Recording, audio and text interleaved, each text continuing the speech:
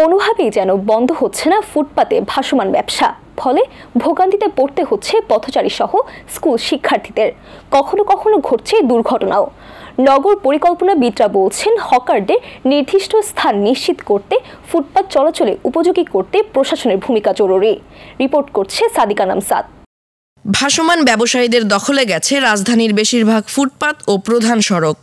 ফলে পথচারীদের হাঁটতে হচ্ছে মূল সড়কের মাঝখান দিয়ে, দুর্ঘটনার ঝুঁকি নিয়ে।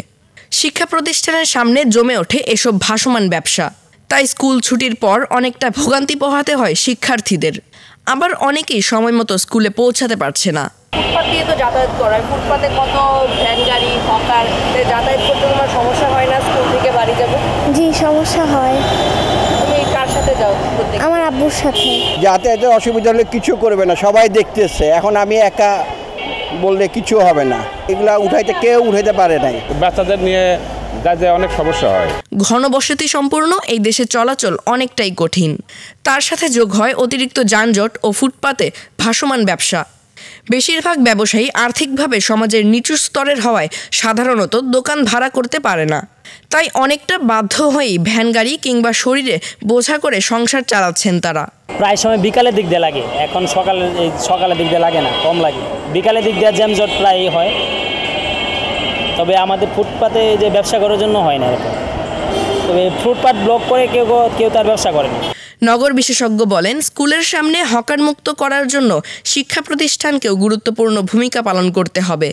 হকাররাও কিন্তু আমাদের সমাজের একটা অংশ, সুতরাং তাদেরকে সমস্যা হিসেবে না দেখে তারা যে বিষয়গুলো নিয়ে কাজ করছে সেটা কীভাবে সমাধানের ভিতরে অন্তর্ভুক্ত করা যায়, যাতে তারাও তাদের জীবিকাটা নির্বাহ করতে পারে এবং আমাদের যে শিক্ষা প্রতিষ্ঠানগুলো আছে সেখানকার পরিবেশটাও ঠিক থাকে।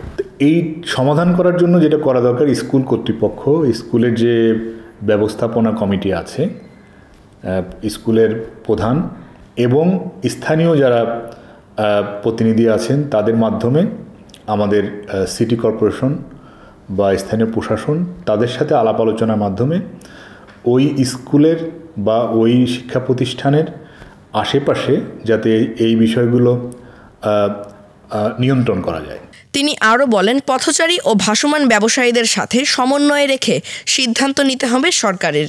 প্রতিদিনই স্কুল ছুটির পর শিক্ষার্থীরা যাতায়াত করে থাকে এই রাস্তা দিয়ে, কিন্তু রাস্তার দুই পাশে হকারদের কারণে যাতায়াতে ভোগান্তি পোহাতে হয় তাদের।